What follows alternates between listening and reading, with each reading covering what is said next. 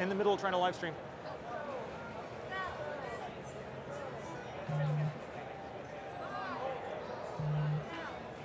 Hey everyone, we are live at GDC, the Game Developers Conference, here in San Francisco at the Moscone Center. And what you are looking at right now is the sign for Alt Control, an exhibit of alternative video game controllers, such as the kind that you would find in large arcade machines. I am actually here with my mask on, with my camera gear, and there's not a plan for this live stream. That's what makes it live. Therefore, we're about to go talk to people here with their alternative game controllers and some folks over here who are exhibiting games. And maybe we'll have time to take a little spin around the floor, even see some of the video game nostalgia that is on display here. GDC is a little bit of a smaller conference than what we've seen in the past, but it's happening 3 years after the last time these developers got to meet here in San Francisco in person. And so as you can imagine, there have been a lot of people who are innovating, and they've been innovating in their homes. In one case, we actually have a married couple over there who've been developing a video game together, and this is the first time that they're getting to show it off to the greater developer community. So I'm gonna step behind the camera here, and we're gonna take it off the tripod and go for a walk and see what there is to see here at the Game Developers Conference in 2022, the first time these developers are getting to meet together in person in 3 whole years. You can see over there in the distance, the convention halls are not full, but one thing that's important to note is that nobody is complaining about this. People are just so thrilled to be back together again, getting to do things like this. This is a game about Wall Street, sort of, in which the control mechanism is a bunch of old telephones. And the creator of this game told me that he just got a bunch of old telephones and needed something to do with them, so he decided to make a game out of it. This game is called Buy, Sell.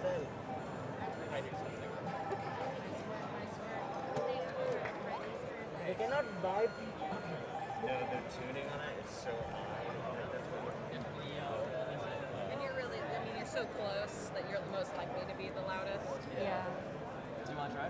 Hey, I'm just coming by with my live stream real quick. Can you tell me a little bit about this game, what it's all about? Yeah, so this is where you're buying and selling stocks. We say that it's the Wolf of Wall Street meets Sesame Street. So it's what a kid thinks the stock market looks like. So you're ordering from your broker different stocks and then screaming buy and sell into the phone to try to trade it. Screaming buy and sell into the phone. Absolutely, And that's actually how you control the game. That's how you control the game. Let's see what that looks like. All right, so here we've got our Wall Street stock trading terminal here. So, wait, for 37, do I just still So type it? you dial something into the phone, right? And scream into it. Okay. So you have it. So sell. You'll sell. Sell. Sell.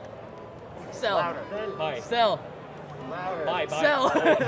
It's a little harder with the mask on, right? 37. Let's come around to this side and see what's going on over here. Sell. There we go. By the way, you guys, I can see your comments if you want to leave a comment in the chat on whatever platform you're watching us on. Let me know what you want to see more of. If you have any questions that you want me to ask the folks here at GDC. What do you guys think of that game? I'm loving it, yeah. Yeah. I feel like a broker myself. You feel like a broker. You gonna play this again? Secret. You gotta look at the letters. Oh, now we got to do the touch tone thing. Ah, well. Okay, we're now at 3 digits. Here's the opening Bye. bell. Buy. Buy. Buy. There we go. Buy. Buy. Buy. Buy. Buy. Sell. Sell. Sell. Buy. Sell. Buy.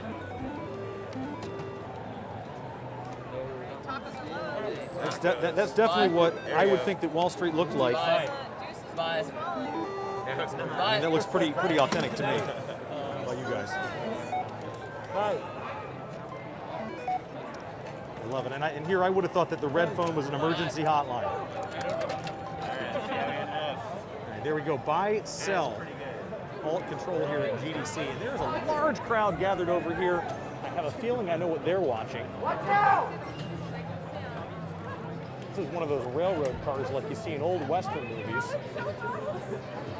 It requires a little cooperation and communication from these two players because they're looking at screens over each other's shoulders.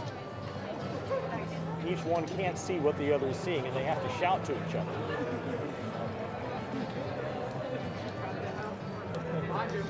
Let's see if we can see. There we go. These are two wanted criminals who have escaped from jail. I would assume that the sheriff or the marshal is after them. that hard. Now this started out as a student project, and I've seen them doing repairs on it during the course of the show.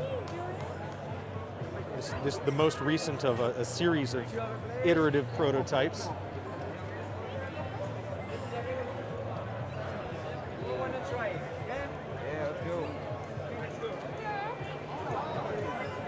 There's the train tracks there on the screen in the background. Sure. So you're two cowboys, okay? You're trying to escape from the penitentiary, okay? The only thing you found to escape is this end car on the railroad, okay? So you have to use it. There's two. She's explaining the rules and the mechanics of the game to them. Following you, and they are trying to shoot you. So you will. At one point, one of them has to tell the other to look out, and he's got to squat down and get out of the way. And if you look down over there on this panel, there are actually buttons for the player's knees to press against to make sure that he's actually squatting down.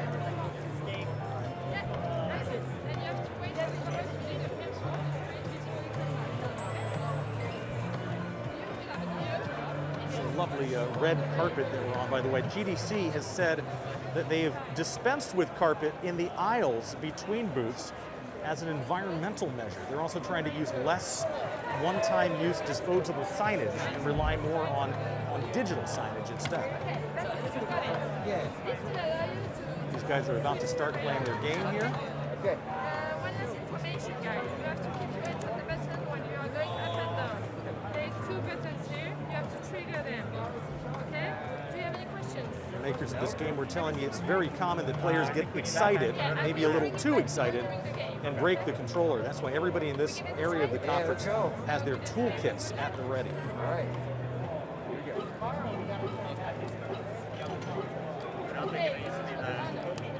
I don't know if you hear those sound effects. It sounds like the Looney Tunes. Oh, there's a dude. There's a dude. Follow you. Try. Okay, good job. Let's go. They are moving down the railroad tracks. All right, yeah. Oh, lasso. Coming up. Yeah, you got it. Now he's got to lasso the switch to move the train car onto a different track, All right. Yeah, we're good. using all your Western skills here.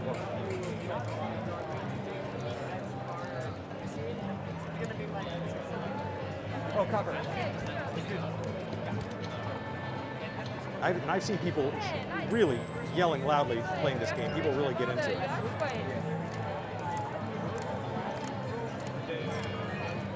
There's a dude. There's a dude. You need to switch the. All right, good. Right, Let's they've go. got 2 cowboy hats left there. I'm assuming that's your lives counter. Boom. There we go. Good. Let's go. Continue, guys. Careful, you don't want to break the thing. I'm sorry. It's okay, it's okay, it's okay. Oh, there's a dude. There's a dude. Always large crowds gathered in this neck of the woods here. The dramatic music, You need to. See you at the end. highly appropriate for the genre. Yeah, yeah, yeah. Good dude. Okay, guys. You'll see me at the end. Come on.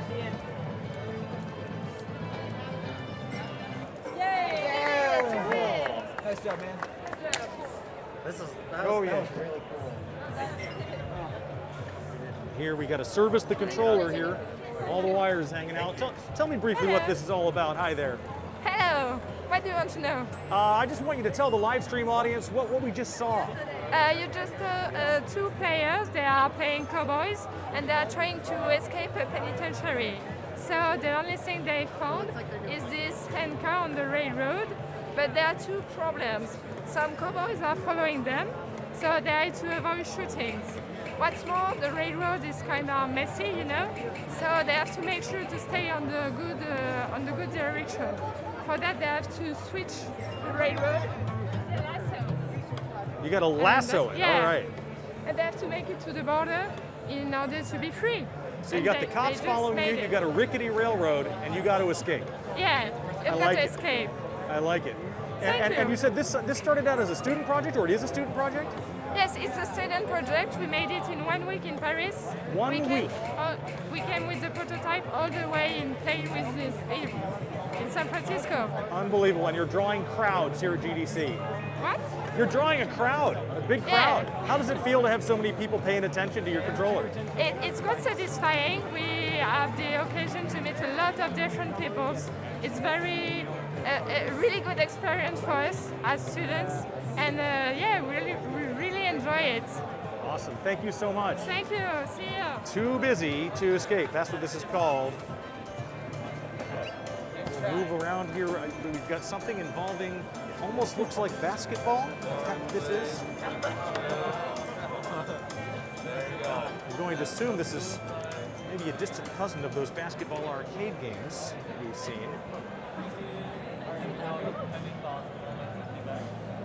It was super fun. Yeah, I love it. What is this? What did we just see here? Say it again. What is this game? This is a game called Color Crush. It's a mashup between Connect 4, arcade basketball, and Candy Crush, and maybe a little bit of Tetris as well. Really? Right, so the way it works is that you need to score as many points as you can by lining up 3 balls of same color horizontally, vertically, or diagonally before you run out of time. There's a competition mode and a collaboration mode. So yeah, it's a reinterpretation of the classic gaming titles that we see in arcades and in parties. And I just really like to bring back those nostalgic fun in a new way. So trying to create a familiar, make some new experiences out of the familiar experiences. Very cool. So we have 4 basketball hoops. We have how many different colors of balls? No, do the hoops? There are 4 different colors. Now, how do the hoops know what color ball you've thrown in there? So I'm using a color sensor behind the hoops that's gonna pick up the colors coming in through the hoops. So there's like an optical sensor in there? Yes, behind each hoop. Behind each hoop. All right, there we go. And I see we've got a projector down here. Oh, but the projector has plexiglass over it so the balls can roll over it without falling into the projector. That's a lesson learned from play test. There you go. Can you show me how this works? Yeah, I can just do a quick demo.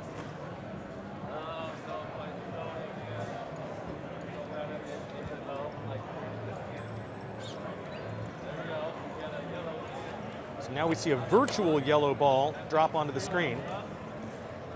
You can get points. There you go. And that's really just it. You can use the blue one, which is a little bit different, to, for example, clear out. Oops. Doesn't pick up. It'll take a while. Well, it usually. Oh, there we go. To clear out the balls that it's touching. Oh, Right, so I was going to say, usually when it works, it's amazing how quickly it transitions from the real ball to the virtual ball. Exactly, Did you spend yeah. a lot of time working on that? Yeah, it's a project that I initially developed for a gaming exhibit in the science museum that I work for. Oh, cool. Yeah, I'm trying to bring, but the exhibit was canceled, sadly, because of COVID. That's why I'm trying to bring the game to, here in GDC so that people can play with it and see, and I can see how people react to Cool. it. So as this well. was destined for a museum, but it got here first. Yeah, so hopefully I can just keep iterate on this game and make it into a better version. Awesome. And what's it called? It's called Color Crush. Color Crush. Color Crush. Awesome. Thank you so much. Thank you I really so much. appreciate it. Of course. Color Crush here at Alt Control at GDC 2022. You know, GDC, by some early estimates, was going to have about half as many people this year as it did in 2019 when it had close to 30,000 people. Some of the folks in the press room today were telling me that it's actually starting to exceed those estimates, although they don't have any hard numbers to release just yet. And one of the things that game developers were most looking forward to here at this conference was getting to play test their games, both the hardware and the software, with other developers, people who speak their language. And that's something that you can really only do in person when you have unconventional controllers like these, which are ketchup and mustard bottles.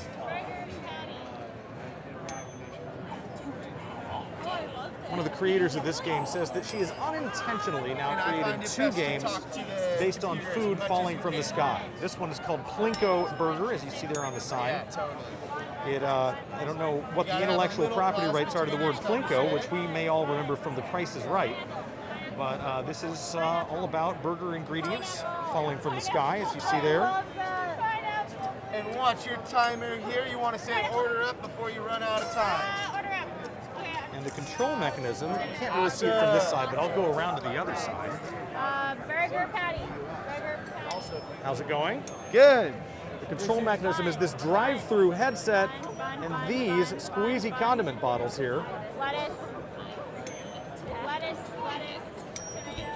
Tell me about Plinko Burger. What's the deal with Plinko Burger? So Plinko Burger is our alternate arcade game. We are using voice input and pressure sensors in order to run our headset and our ketchup and mustard bottle.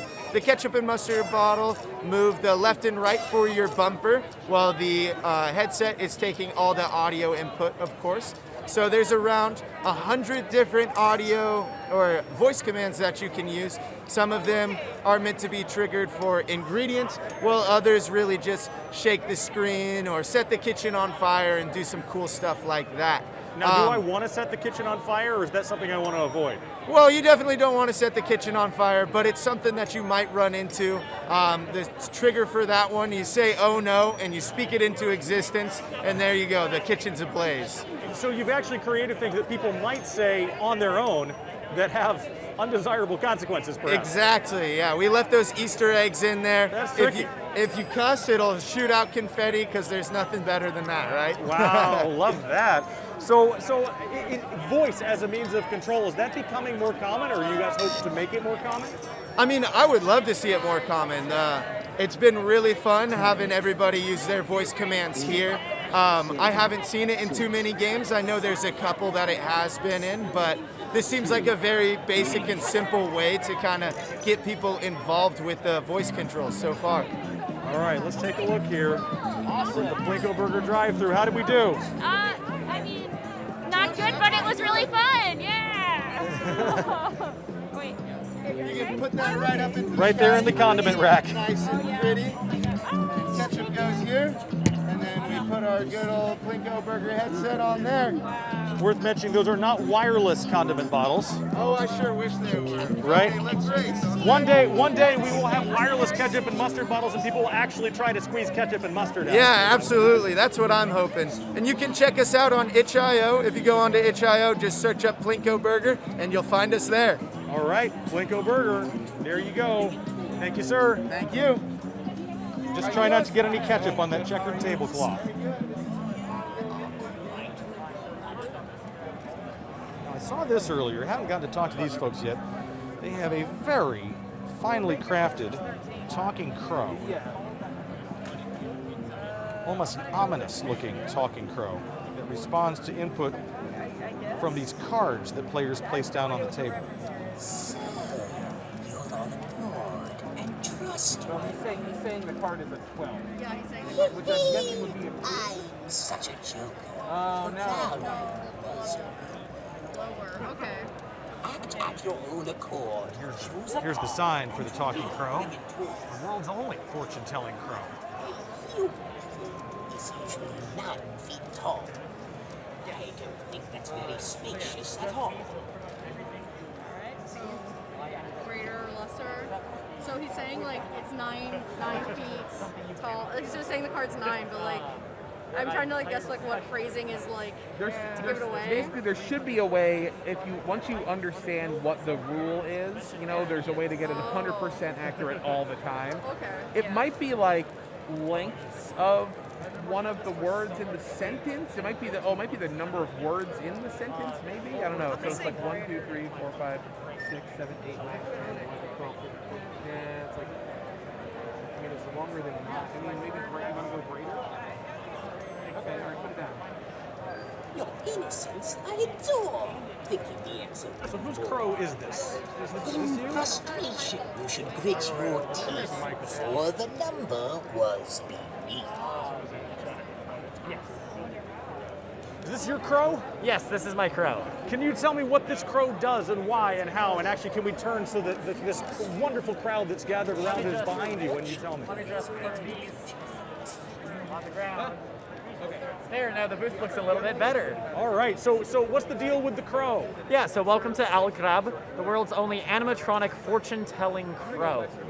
That you have to beat him at his own card game in order to earn yourself a fortune. So what is the origins of this? You're playing cards against a tiny, perhaps diabolical bird? Definitely diabolical. So it started out because I found this really cool animatronic crow as a cheap and inexpensive Halloween prop at Home Depot.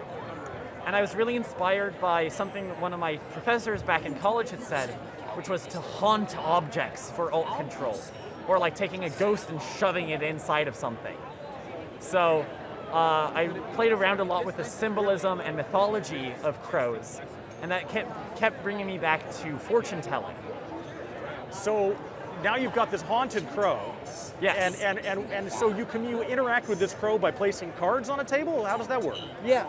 So in terms of gameplay, you take these cards and you're going to give the card to the crow. And he tells you the value of the cards, but he's a tricky crow and he likes to lie. So you as the player, it's your job to figure out whether or not he's lying.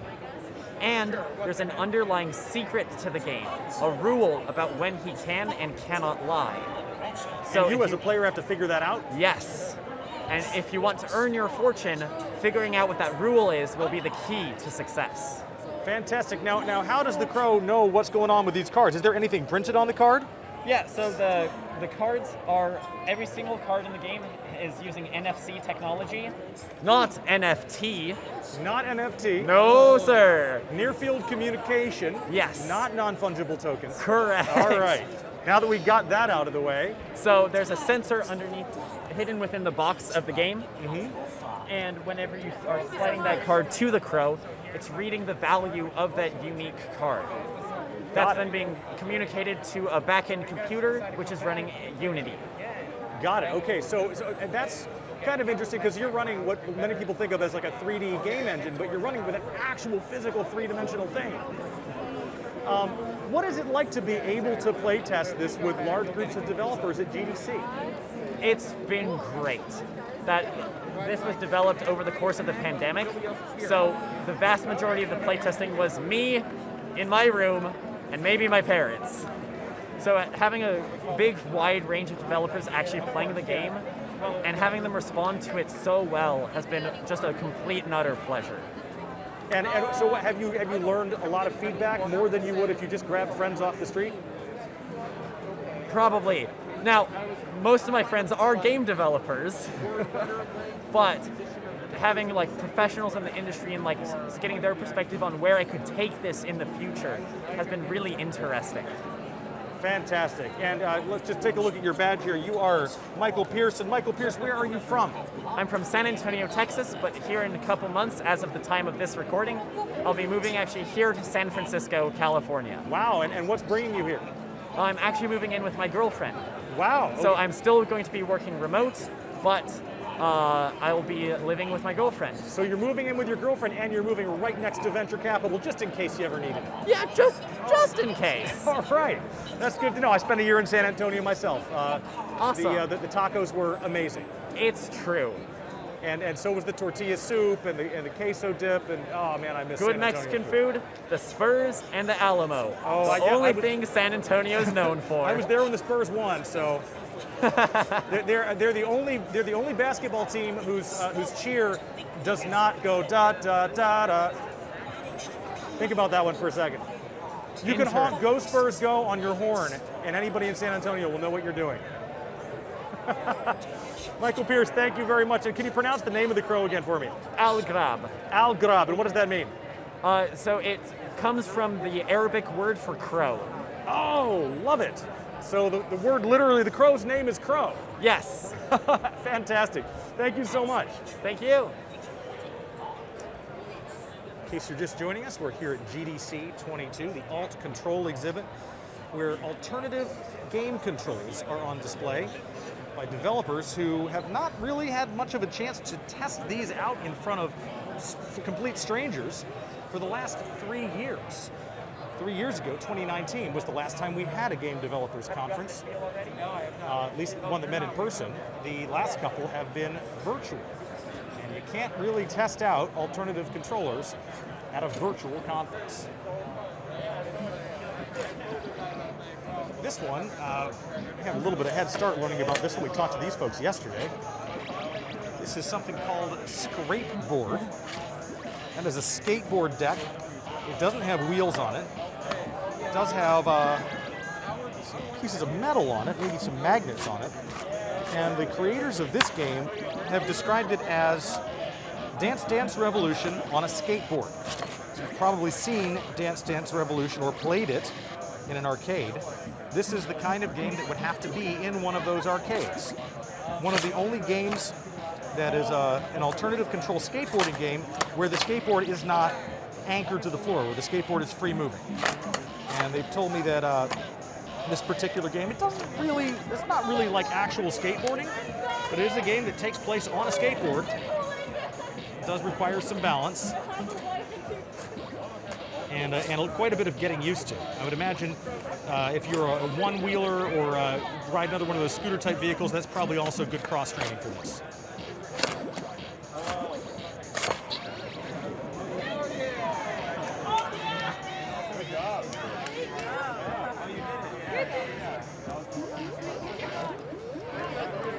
Good luck. Nice to meet you.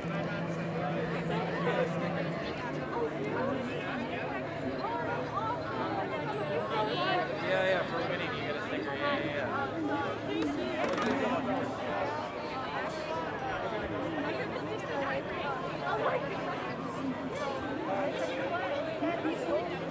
Could you briefly tell the live stream audience what this thing is?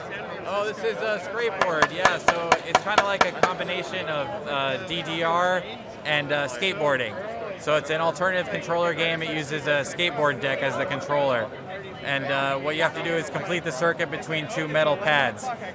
And so you're completing a circuit is what's going on. Yeah, it's actually really simple. The electronics are super simple.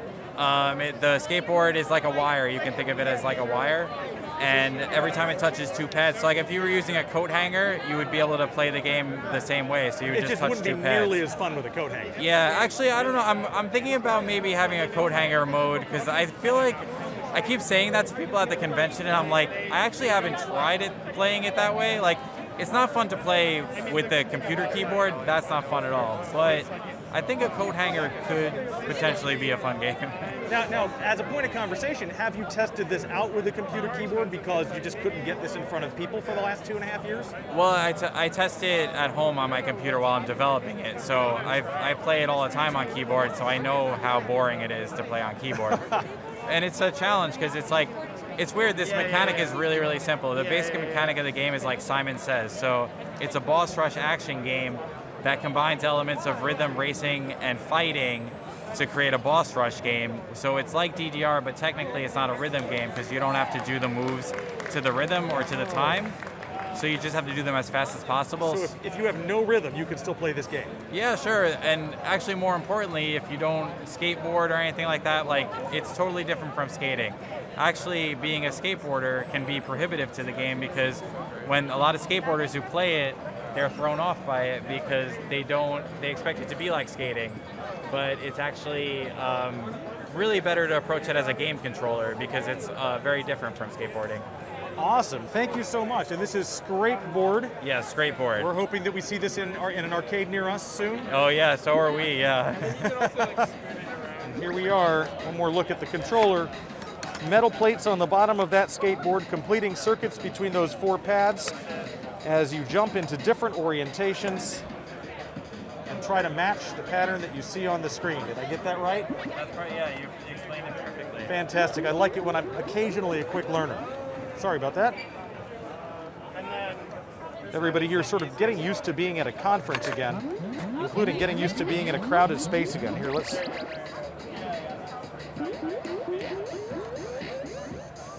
All right, here's, you can't see this, but Mr. Kool-Aid Man is on the screen. It's technically 3 people, but it's mostly just me and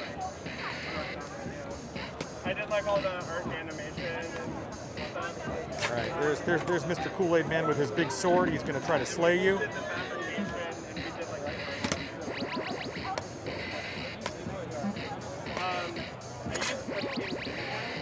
So this game has a bit of a learning curve. I will tell you, like I said, we saw them yesterday.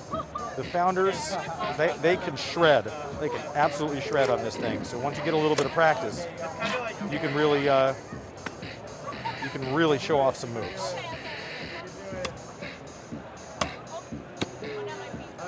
Nice try, nice try. All right. Got a few swords, So excited. Oh, yeah.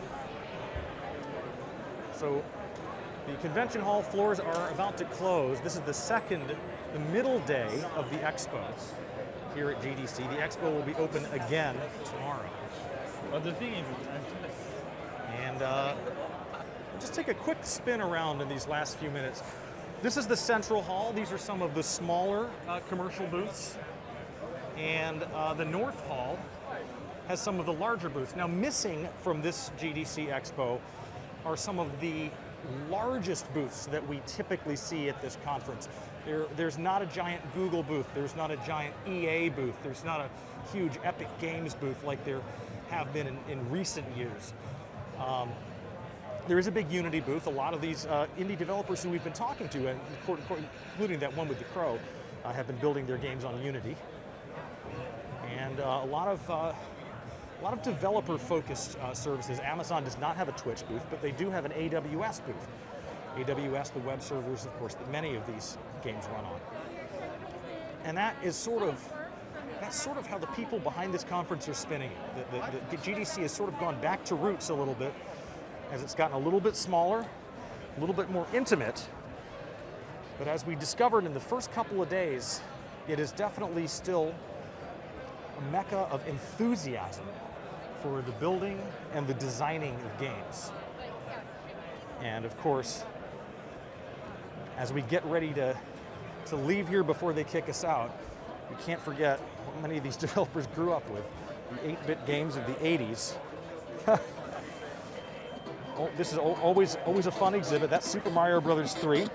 I distinctly remember a Fred Savage movie about that game when that game was brand new. Let's see what these folks are playing here.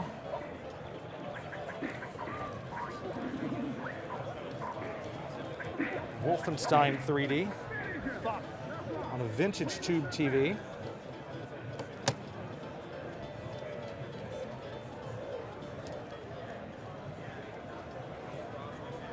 And over here, let's see. The battle has been paused on the PS1, but over here on the Sega Genesis, let's see what's going on here. Street Fighter II, a true classic. That was massive. I could like switch to a different character. I don't mind losing over and over again. Okay, yeah, you need that. I don't know if there's a Commodore 64 here. In a couple years ago, there was definitely a Commodore 64. It was running Frogger. These are the folks who effort to preserve video game history and display all of the old consoles with all the old games on the authentic TVs of the era in which they were popular.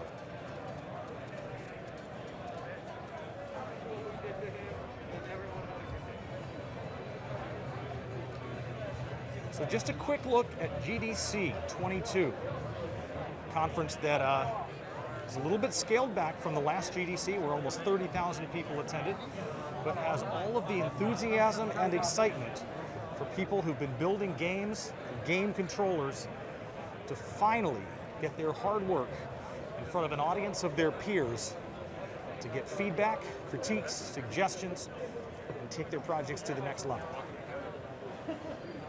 And if you happen to be watching our 7 p.m. newscast on NBC Bay Area, you'll see a little more about GDC. You'll see some interviews with some of the participants here in this conference. We'll talk about why, despite all of their effort to build virtual worlds, they're so happy to be networking and learning with each other in the real world. So for now, we'll say goodbye from GDC 22. We'll see you on TV in just a little bit.